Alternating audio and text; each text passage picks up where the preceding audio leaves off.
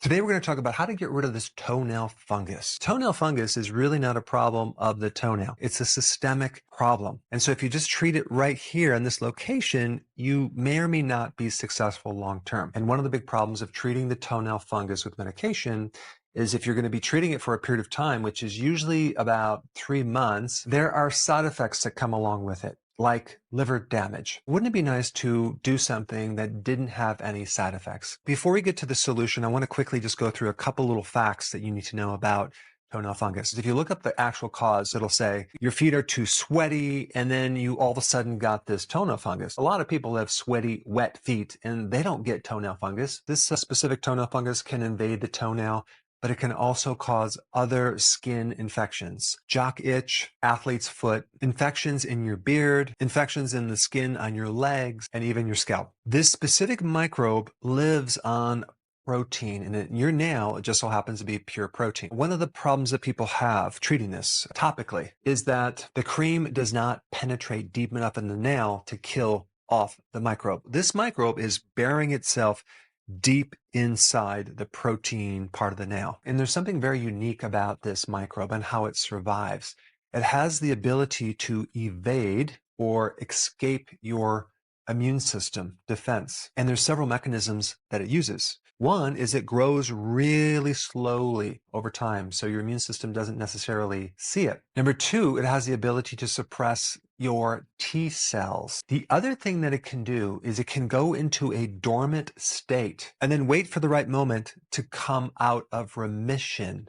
And it could stay in this dormant state for years. This microbe is uniquely resistant to UV radiation. Part of the sunlight spectrum is called ultraviolet, and that does have the ability to kill certain microbes and fungus, but not this specific microbe called T. rubrum. It can survive despite how much UV that you put on it. So you couldn't necessarily put a UV light directly on the toenail. It wouldn't work. This next part is going to give you the secret of the treatment for getting rid of this toenail fungus. Remember when I said that this microbe can go into a dormant state? That means it can be reawakened at certain times when the timing is just right. So the first question is, what are the triggers to go into this dormant sleep state? Well, the number one trigger to cause this microbe to go into this dormant state is when your immune system, especially these T cells, can finally work and attack it. Your body's immune system is a very hostile environment for pathogens, including this fungus. And it forces the microbe to go into this hibernation mode, this remission. Recently, there was a kind of a hurricane that came through. We lost power for a couple days. And I have a garage with a freezer filled with meat. And each portion of meat is in this vacuum sealed plastic. We have a backup generator. And so I assumed that all of our freezers were working. Somehow it blew a fuse in the garage. And I did not know that until 2 weeks later. Inside those plastic packages with the meat, I see worms crawling around. I see microbes moving around. I'm like, what the heck? Where did that come from?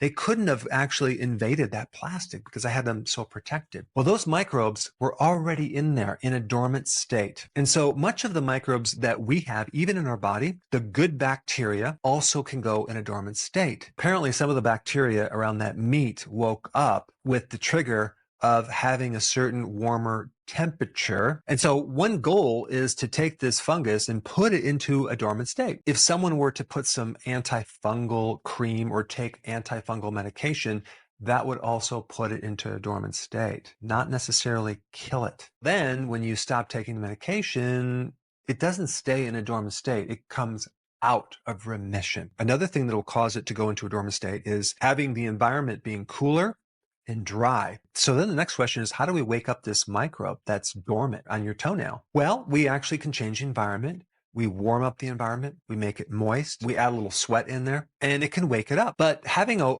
warm, moist environment is not enough to actually cause a microbe just to appear there. Another trigger to wake them up is to change a part of the environment that involves pH, because this microbe grows best in a pH of 8, which is pretty alkaline. So it doesn't like an acid environment. And normally your skin is acidic. This next thing is the most important thing. The biggest activator to having this dormant microbe become alive is when your immune system gets suppressed.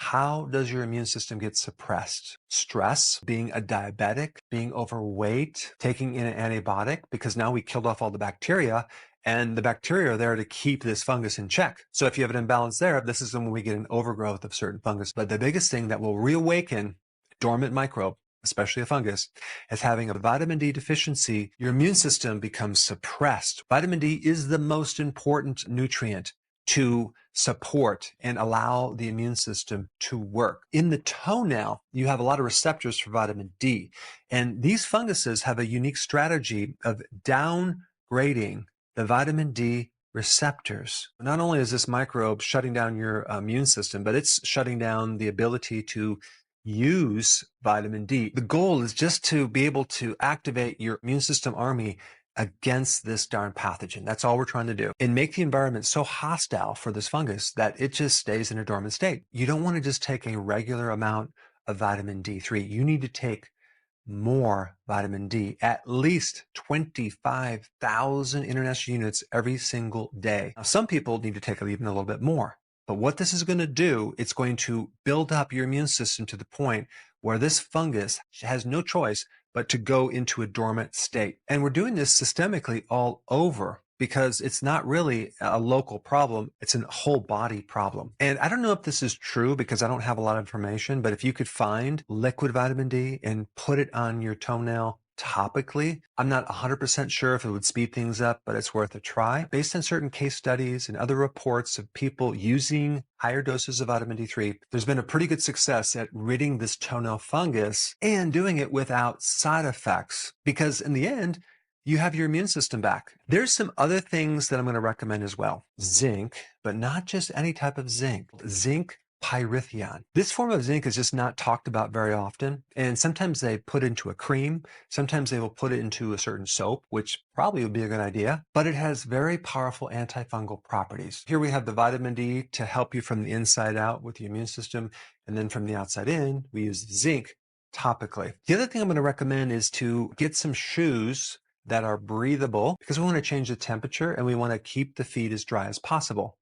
Also, change your socks very frequently, wash them, wash the shoes so this fungus can't stay and live in your shoes. And when you use detergent, when you wash them, that detergent usually will kill off the fungus as well. Now you have a plan and a solution that won't give you additional side effects. Thanks for watching, and I will see you in the next video. Hey, before you go, if you're benefiting from any of my content, I would love to hear about your success story. Please share it in the link down below.